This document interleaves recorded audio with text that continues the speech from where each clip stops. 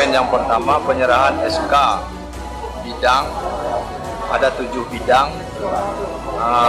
Seterusnya untuk melakukan pembentukan DPS kecamatan 18 kecamatan Kabupaten Aceh Selatan.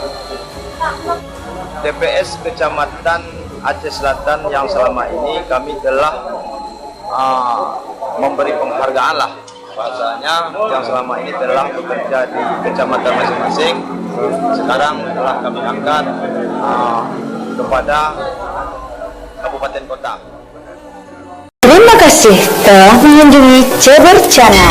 Jangan lupa komen,